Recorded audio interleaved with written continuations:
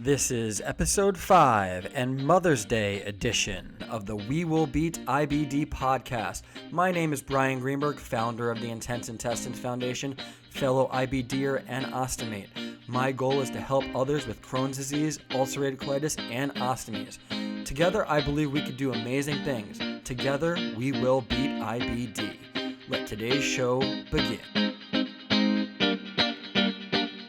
Hello and welcome, fellow IBDers and ostomates, to episode 5 of the We Will Beat IBD podcast, a special Mother's Day edition that goes out to all the amazing moms out there that are not only patients but also caregivers. Today on the show, I'm very excited about our two guests. We have verywell.com's Amber Tresca, who runs their IBD page, as well as Michelle King Marti, who is an IAF team member. Both of these women are incredible mothers, and I'm not exactly sure how they do it. Amber is an IBDer who has 2 kids and still runs around and somehow manages everything. Michelle is actually the mother of 2 twin boys who have Hirschsprung's disease and ostomies since birth, on top of having an older sister as well. So they are really great examples on how to be a mom, not only with dealing with a chronic illness as a mother, but also dealing with a chronic illness as a caregiver. I'm really excited about today's episode and some of the topics we cover as well. We discuss prenatal decisions and discussions that you have to do with your loved ones as well as doctors, planning and preparing properly for pregnancy, natural childbirth versus medicated childbirth, as well as just nurturing your baby after childbirth and how to take care of them directly after pregnancy. And on top of that, we just talk about how to be generally a supermom like these two are. We're going to dive right in. Once again, thank you very much for listening to the We Will Beat IBD podcast. Let today's show begin.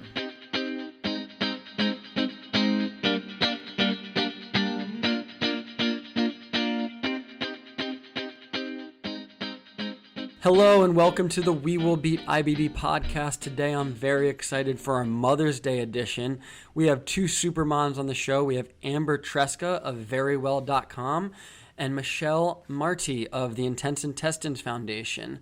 I'm going to have each of them introduce themselves quickly and share a little bit about their story. When I say supermoms, I am not joking. They are exactly what you look in moms and take care of their kids somehow with these diseases tremendously. Amber, say hi to everyone. Hi, thanks so much, Brian. As you said, I am currently writing about inflammatory bowel disease for verywell.com, which was previously about.com Health. I have 2 children that I gave birth to after I had J-pouch surgery, which was done in 1999. And I was actually diagnosed with ulcerative colitis in 1989. Excellent. I'm so glad to have you on the show, Amber. And Thank Michelle? you. Hi, Brian. Thanks for having me.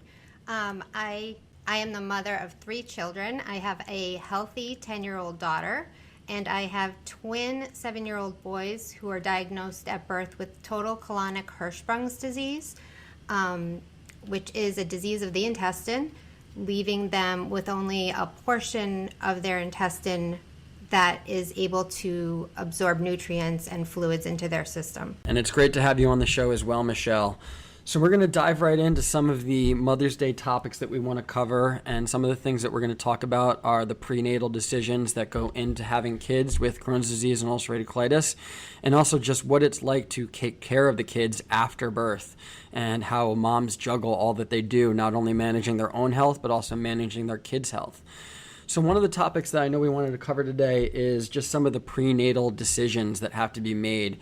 And Amber, I know one of the things that was very important to you are just preparing for pregnancy and some of the decisions that you have to go into and discussions that you have to take into account when you talk to your doctors making that decision. What were some of the things that you did before you had your 2 children with your disease, and how did you deal with those? Absolutely. With IBD, preparation is key.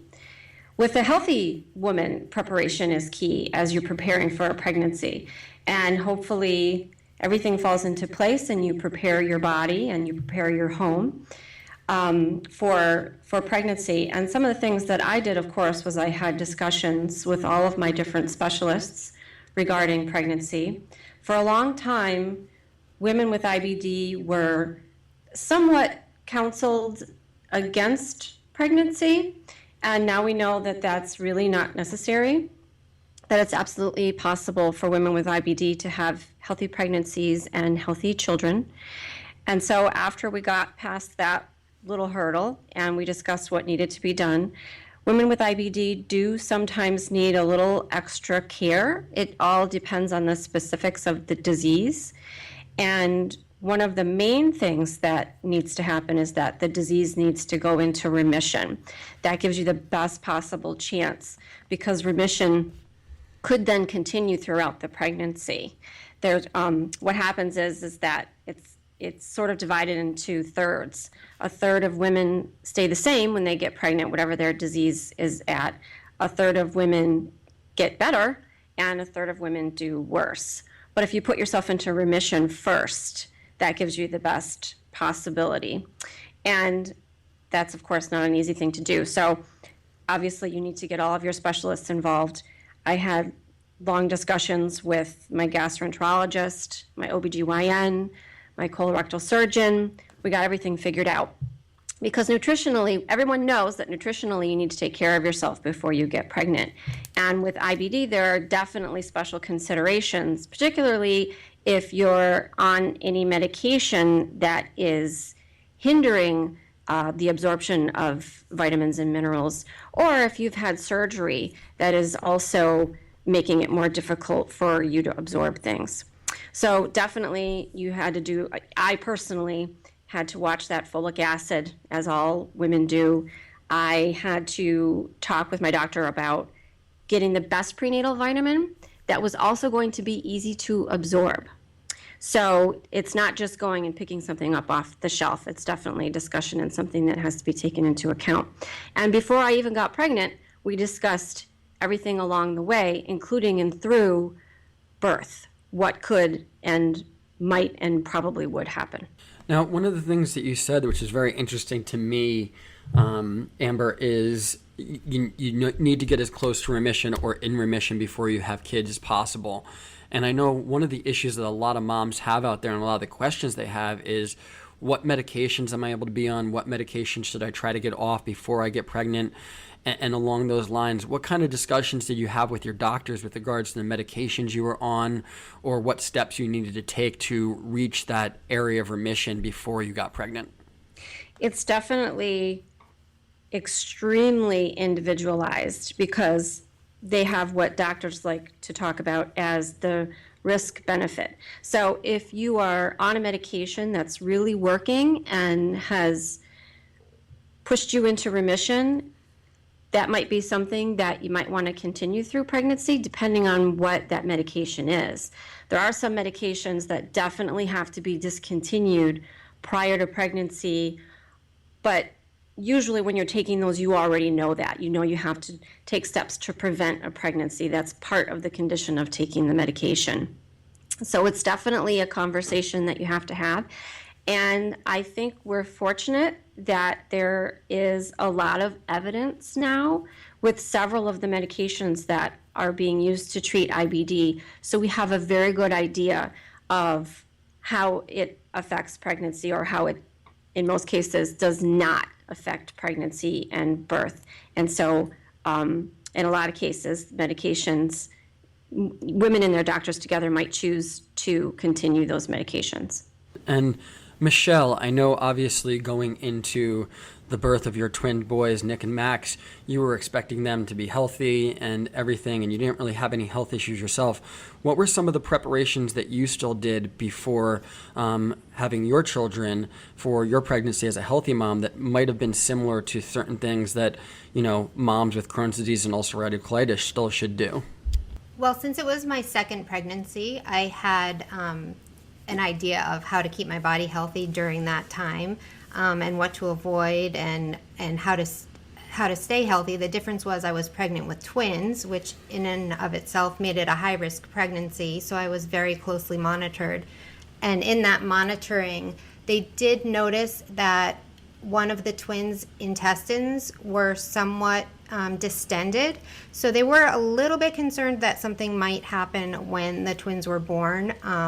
They had thrown around some terms of different diseases, including Hirschsprung's disease, that they could not diagnose, but were a possibility, along with the fact that maybe the baby just had to have a bowel movement and it was backed up a little bit. So I did the same preparation I would typically do. I did for my firstborn.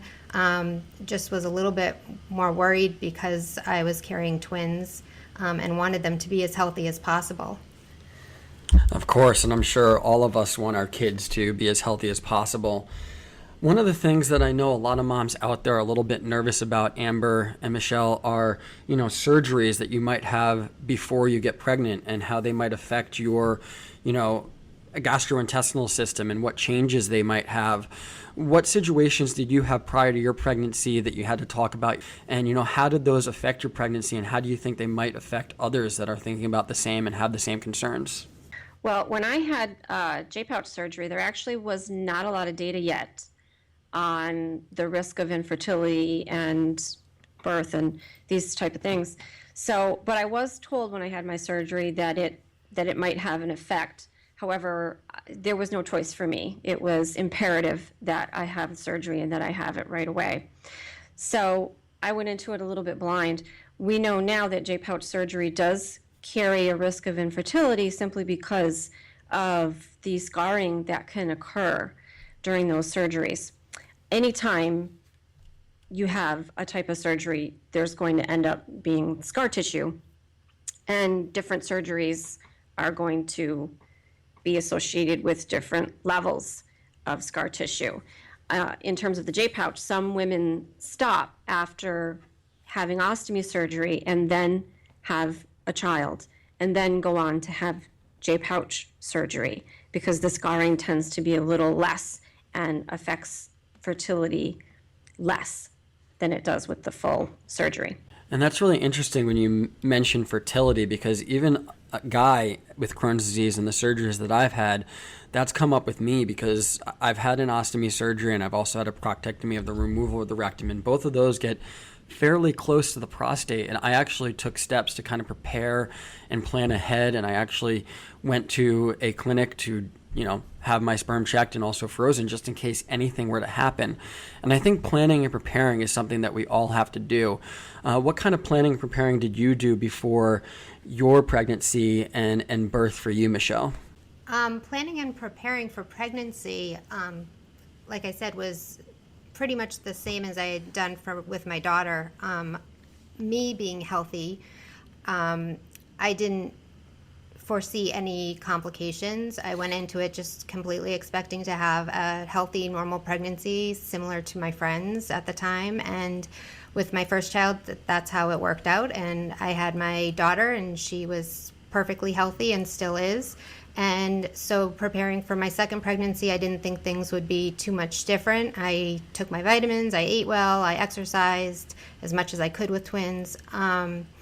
And that was pretty much it. Excellent. Thank you so much, Michelle. And just out of curiosity, what tips would each of you have? I know, Amber, we spoke earlier about a few things. What happens if people aren't exactly able to plan for the pregnancy and they're not able to go through all the steps with their doctors and really prepare for everything ahead? What tips would you give another Crohn's disease or ulcerative colitis mom that is going through this all of a sudden and they didn't exactly know it was going to happen? Right. We all know happy accidents happen, and they happen to women with IBD too, and they happen to women who've previously been told that they should expect problems with fertility, and then something happens. So I think the first step is don't panic. The next step is get everybody involved right away, get those conversations going, figure out what you're going to do every step along the way, and get started as soon as you can to make those decisions as soon as it's feasible for you to do so. I think almost any woman that you speak to who has had children will tell you of the thing that happened while they were pregnant that they freaked out. I myself had some health scares, and everything turned out to be fine. So in most cases, things are going to be fine. You just need to get on top of it right away and start getting everything dealt with as soon as you possibly can. Yeah, I think, like you said, getting on top of it right away is key, because you don't really have as much time to prepare. Obviously, you haven't been able to go through the steps that somebody who was planning all this has. So getting on top of it right away and making sure you go through all the steps that you can is really, really important. One of the questions that I know is out there for a lot of IBD patients, Amber, as a mom with IBD yourself, is that they have to have a C-section. What do you find with this? Do you find it true, or do you think it's necessary to have a C-section or not? Thank you, Brian, for asking this question, because it is a huge topic and one that I often feel like standing on rooftops and shouting about. And even I fell into this trap when I first was considering pregnancies. Women with IBD are not automatically high risk, and women with IBD do not have to automatically have C-sections. Women with ostomies do not automatically have to have C-sections. Women with J pouches do not automatically have to have C-sections. In most cases, and I would say in overwhelmingly the vast number of cases, it is okay for women to give birth vaginally. And I know that there's always a concern that there could be tearing and that there could be problems going forward with the rectum. However, that can also happen in healthy women. So what needs to happen is these conversations have to take place with the gastroenterologist, with the OBGYN, and with colorectal surgeon, if necessary, and the decisions have to be made. But I ask this question of every IBD expert that I can sort of corner whenever I go to a patient education event or a medical meeting. And in 100% of cases, they have told me the only time that a C-section, besides obstetrical reasons for a C-section, which is a whole different conversation, the only time that women with IBD need a C-section is when they have perianal disease. So when there is already disease in that area and there's a concern that something could go really wrong, then a C-section, they might want you to have one. But other than that, it's not just automatic that you need to have one. And I gave birth vaginally twice and no problems. I mean, I'm just one woman, but it was definitely something that I wanted to do. Did not want to have a C-section. My OBGYN did not want to be in there messing around with my pouch at all, and I didn't want her to be either. So really great outcome for me, and no change in my pouch or anything else for that matter. That's really great news. So I think the big takeaway is, you obviously have to be in communication with your doctors about your situation, everything, but if you don't have perianal disease, it is very much possible to have natural vaginal childbirth. Yes, absolutely. Excellent. I think a lot of patients with IBD out there are going to be happy to hear that, and they don't have to jump straight to the C-section. So now that we've given birth, basically, and we're up to that point, and, there's a lot of steps that have to come after that. And a lot of questions I know either healthy moms or moms with diseases have are breastfeeding. And that's an issue that I'd like to cover as well, because it's very important to many moms out there, and they have a lot of questions out there. Michelle, what are your views on breastfeeding, and have you done it? What do you think is necessary? Breastfeeding is a very individual decision. I did breastfeed my daughter for almost a year. And I thought for me, it was a very good experience. With the twins, when they were born, they were immediately taken into surgery because of their diagnosis and given ostomies, and then placed in the NICU. I had surgery after giving birth to them as well, and so I did not actually see them for 4 or 5 days after I gave birth. But I was being told at the same time that they really needed breast milk. Breast milk was going to be the key thing in preserving their organs and making their intestines adapt the best they could. So I had, while I was recovering from my surgery, I pumped breast milk, and I continued to pump breast milk for the twins for an entire year. I had to buy a freezer to keep all of the milk in and ship it back and forth to the hospital when my babies were still in the NICU. But for them, I still believe to this day that that was the best thing, and that is why they are doing so well despite, especially despite being dependent on IV nutrition, which is very hard on a lot of your organs, especially your liver.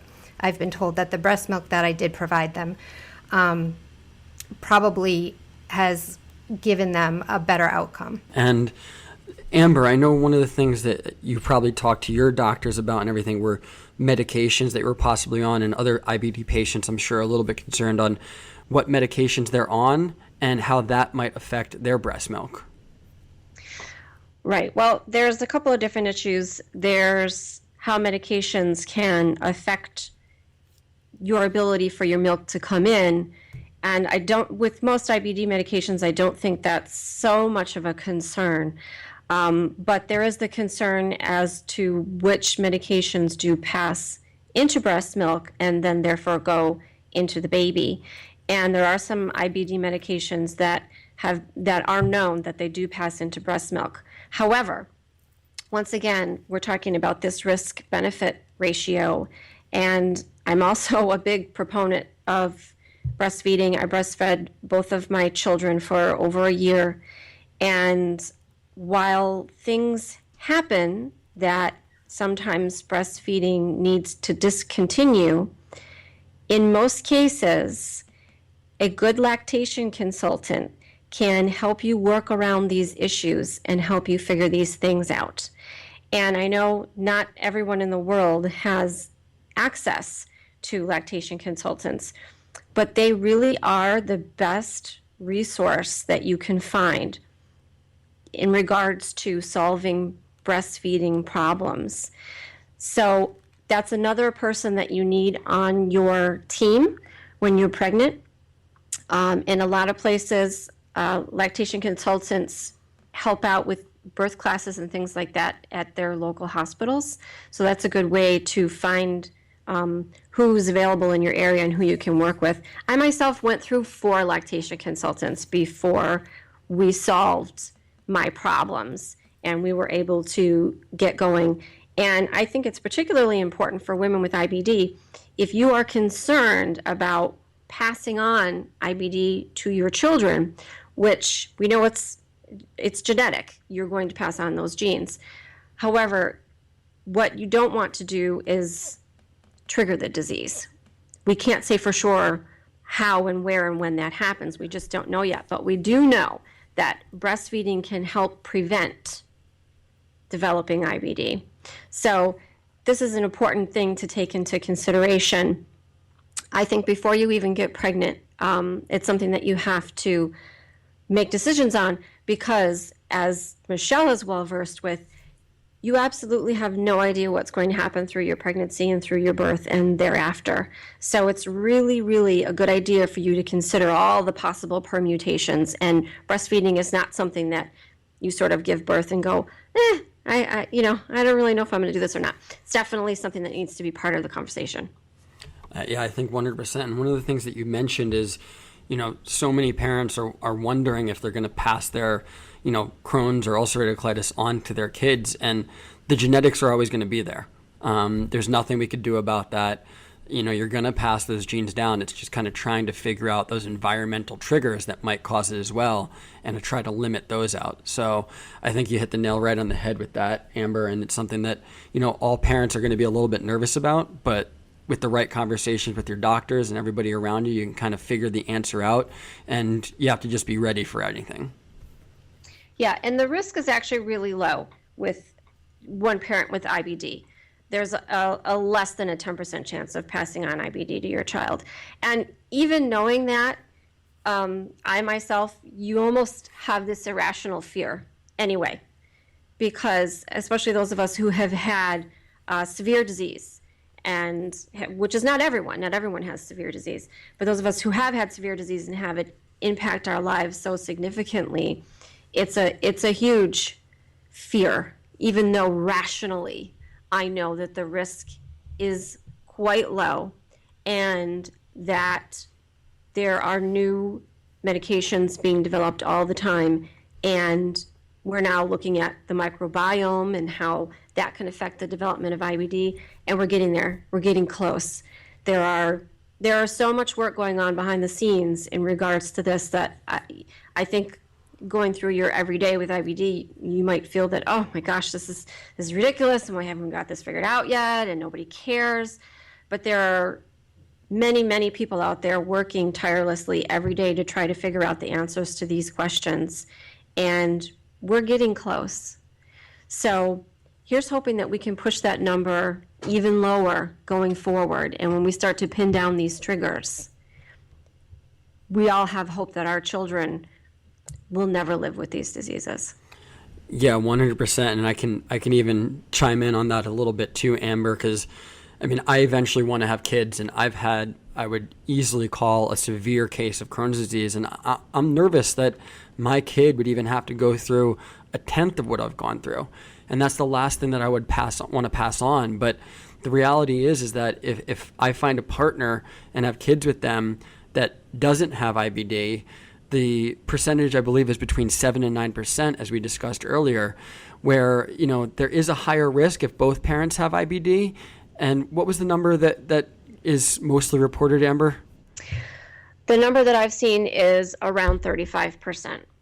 Yeah, so, I mean, it's higher than any of us would want to be, but, you know, if an IBD patient does find a partner that doesn't have IBD, the risk is fairly low compared to even other conditions. So, you know, you are going to pass those genes on, but at the same time, the chances of your kids actually having the disease are pretty low. And one of the things that I've discussed with my girlfriend, Sarah, and we fully plan on having kids down the line as well, is that by the time we have kids, by the time they grow up a little bit, and by the time they're diagnosed, let's say 10 to 15 years from now, we're going to be living in a whole new world.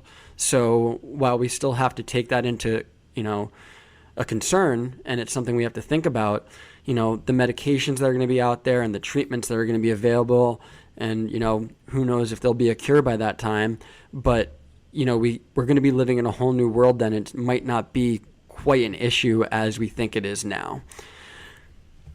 So one of the things that, you know, we'd love to talk about, and now that we've basically had the kids, and you both kind of shared the story about having kids and you know, the way you've decided to nutritionally feed them and everything like that, is just juggling the mom life and how hard that is, because I've known both of you for quite a while, and I would easily say you're both super moms, and any mom out there that is dealing with either kids that have the disease and are caregivers, or any mom out there that has the disease and is still somehow juggling their kids around is absolutely incredible and mind-blowing to me. But what are some of the things that you have to do on a daily basis, Amber, with your IBD to kind of plan and prepare with your kids when they were very young, and still plan and prepare now with your kids being a little bit older?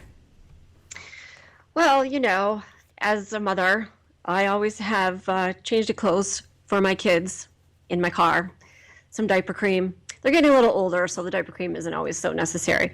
But you do still have to wipe their bottoms until they're, you know, well into elementary school. In that diaper bag is also stuff for mommy, you know, because mommy can sometimes get into trouble too.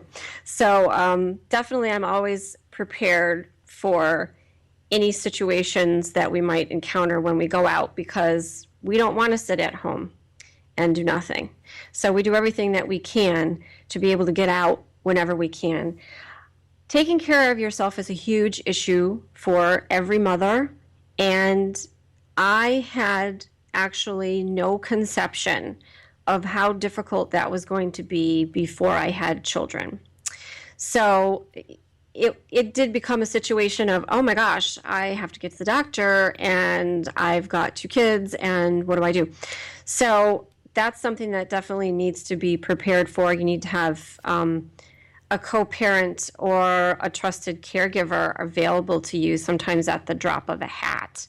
And, you know, I'm lucky that I have those things. And even just staying hydrated. The number of moms I talk to, you know, healthy women who, gosh, you know, how much water did I drink today? Did I even drink any water today? What is going on with this? With IBD, you definitely have to stay hydrated. Getting sleep, it's a joke amongst moms that you don't get any sleep. And with IBD, you just can't, it's not a joke. You definitely have to get your sleep, and you have to guard it like you guard your children, and do whatever you can to get as much sleep as you can. So there's definitely things that come into play with all moms, and then moms with IBD, I think, need to take that extra step to be thinking about, okay, let me make sure that I'm always prepared for the worst possible situation. And I think one of the things you said to me, Amber, which was, I think, really interesting, and what all moms with IBD have to consider, is not putting themselves at the end of the list. Because if you do that and then you get sick, you're not going to be able to mom you want to be. You're not going to be able to be there for your kids as much. So it's really important to take care of yourself so then you can be there for your kids, right? Oh, absolutely. And, even with my mom friends, I have these discussions where I say to them, well, you've got to get this dealt with, or, you have to make sure you're getting enough sleep or drinking enough water or whatever it is, or even just getting out with friends every so often. And every mom puts herself at the end of the list. That's just how it works out. But you definitely do need to consider putting yourself at the top of that list from time to time. And it does help if you have people in your life, family, friends, who can facilitate that with you and let you know that, hey, you know what? You need this time, so I'm here for you, and I'm going to help out with the kids so that you can take care of these things. Because let me tell you, you do not want to be in the situation. It's hard enough dealing with everything, with work and the kids and the schools and whatnot. That's all hard enough. You don't need to be flat on your back in a hospital bed and then trying to manage all of those things because you're ill, because you couldn't take care of yourself in the way that you needed to because everyone else came first. Yeah, I think that's really important. I would think that running all those things from a hospital bed is almost like a Mission Impossible scene. It's just something that can't be done because you can't do it all from a hospital bed. Michelle, you have 2 twin boys with Hirschsprung's disease and ostomies since they were born. What are some of the things that you prepare for each and every day? Some of the things you might pack to take care of, and some of the things that you have to go through with Nick and Max on a daily basis? I'll try to keep this short. I've been asked to describe a typical day in my life before and then reread it and said that can't be true. And it is. Max one of my sons is 100% dependent, as we said, on IV nutrition. So that requires me to prepare an IV bag for him every single day. He gets hooked up 12 hours a night. He also has IV nutrition at school for 3 hours. So I have to prepare that all in a sterile manner. So those are just some of the things, along with taking care of them, getting them ready for school, getting my daughter ready for school, etc. One thing that is much different, since they have ostomies and one of them has a central line, is that I, at 7 years old, still carry a diaper bag. I never thought I would at 7 years old, because I hear my friends with kids the same age saying, oh, I'm so glad to get rid of the diapers and the sippy cups, and traveling is so much easier, and if you forget something, you can just run to the drugstore and pick it up. That's not the case with an ostomy bag. So when we leave the house for a day trip, for a dentist appointment, for the movies, for anything, I pack ostomy supplies for both boys in case they leak, in case they need to be changed. I pack changes of clothes, like you said, still at 7 years old for them. I pack emergency supplies in case something happens to Max's central line, which could be life-threatening. I carry all of their doctor information in my smartphone in case of emergency while we're out. And I carry their sippy cups, if you will, their water bottles with their electrolyte water, because it is important for them to stay hydrated, just as it is for anybody, even more so though. So all of those things that I thought would be lighter in my bag at 7 years old are actually still there and just as important, and I don't foresee that ending anytime soon. Hopefully, and I've known you for quite a while, Michelle, now, we'll see Nick and Max start to adjust to their bags a little bit more, but you are, like I said, the typical supermom, because chances are they're not going to be ever normal. They're going to have this disease for the rest of their lives. They're going to have to deal with the ostomies the rest of their lives. Yes, there'll be an age where they start to deal with the ostomy a little bit more themselves, but they're always going to need you to be there a little bit for their nutrition and to take care of them, at least for some of the time. Is that correct? Yes, that is correct. And they have not, they were just pointing out to me the other day, they have not gone on a play date yet. They're 7 years old. All their friends go to birthday parties. At this age, you start to get the independence of my mom's going to drop me off and come back in an hour and a half. I'm the mom that stays at the birthday party. I'm the mom that stays at the play date still, like I did when my daughter was 2. That's hard for me, and it's hard for them. They don't want mom around all the time.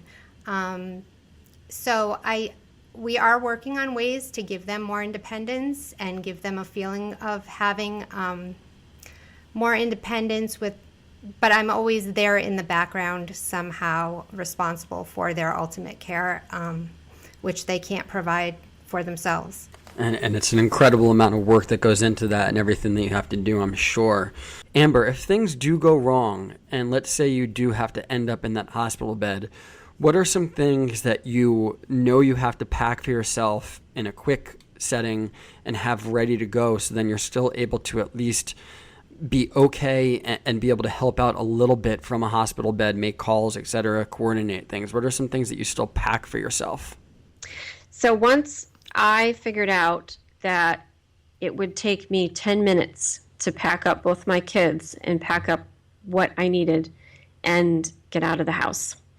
So obviously that takes a little bit of focus. Hopefully you have sort of things already ready to go. I still do have, and Michelle mentioned that she has this ready to go too. I still have that 8th month of pregnancy packed bag ready to go, and all the things that I needed.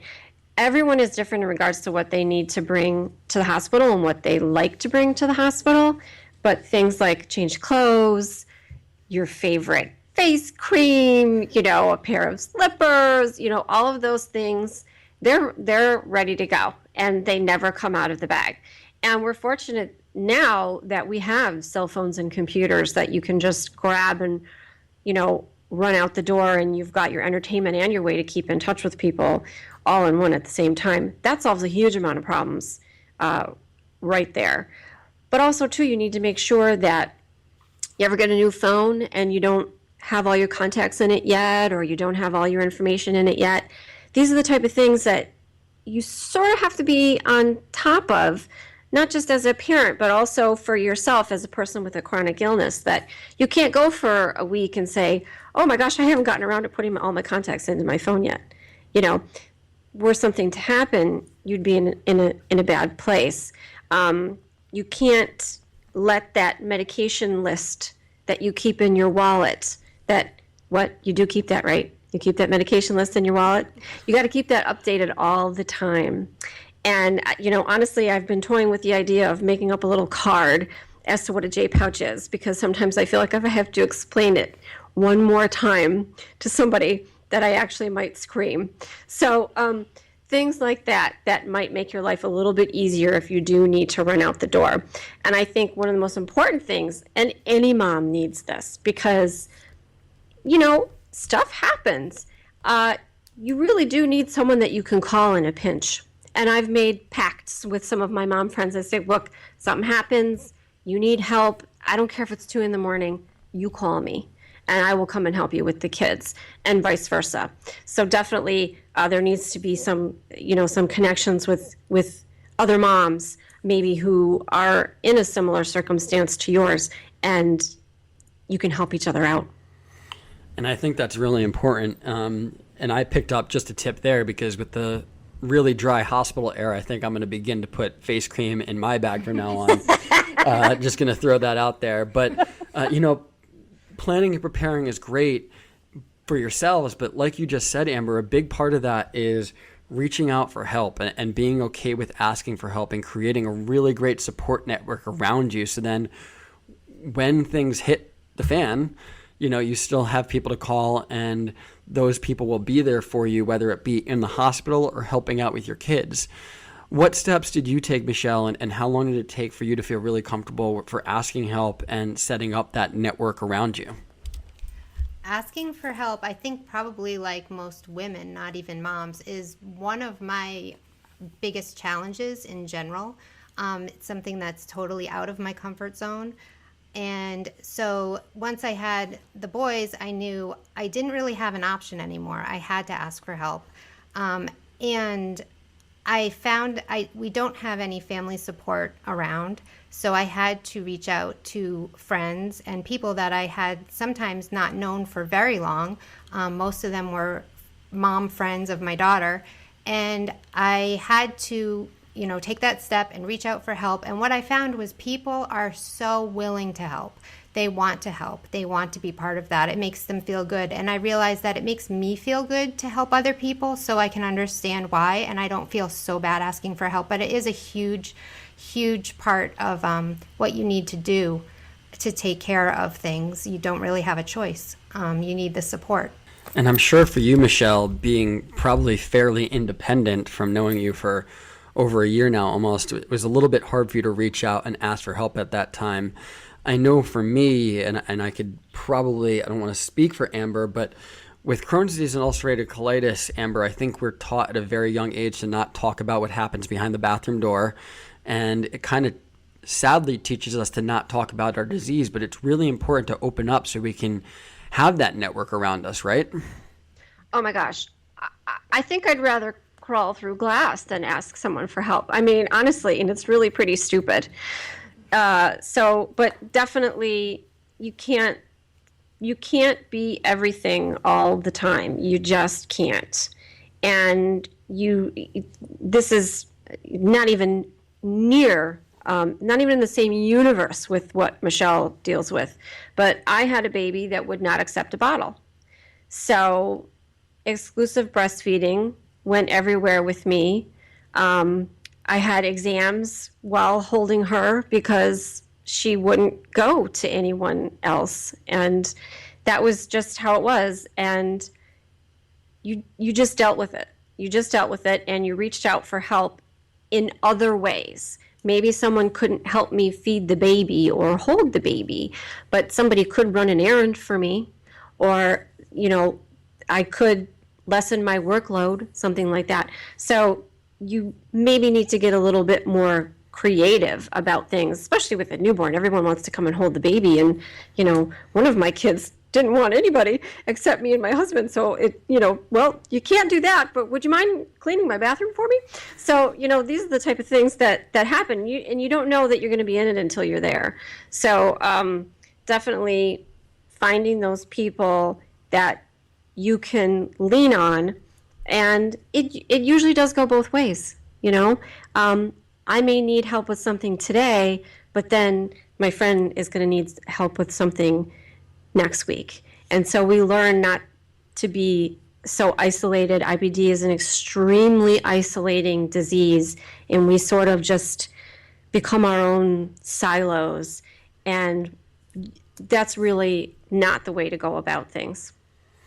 Especially with parenting, I can only imagine what it's like for you ladies running around with your kids and trying to stay healthy yourselves, but also take care of your kids that either have these diseases or take care of yourselves, which is incredible. But like you said, Amber, I think, reaching out, and even if it's somebody else running an errand for you or taking care of something around the house for you, those little things add up to taking the stress off of your back and taking, lifting the stress off of your shoulders a little bit, or weight off your shoulders, and making your life a little bit easier, which sounds small, but in the grand scheme of things, they add up and they make our lives tremendously easier. I think we talked about a lot of topics today, and obviously we can bring up a myriad of other topics, but we don't want to get into too deep of a conversation today. We're going to save those for other IBD or We Will Beat IBD podcasts when we have Amber and Michelle back possibly. I can't thank you ladies enough for coming on the show. It really means a lot to me. Amber, can't thank you enough. I hope that everything's going well with you, and I hope that everything is going well with your two children. Michelle, I can't thank you enough for coming on the show as well and joining us and taking some time away from your busy schedule too. Thank you so much, ladies, and I really appreciate you joining us on the We Will Beat IBD podcast. Thanks, Brian. Well, what did I tell you? Amber and Michelle are both absolutely incredible moms. I can't thank them enough for coming on this special Mother's Day edition of the We Will Beat IBD podcast.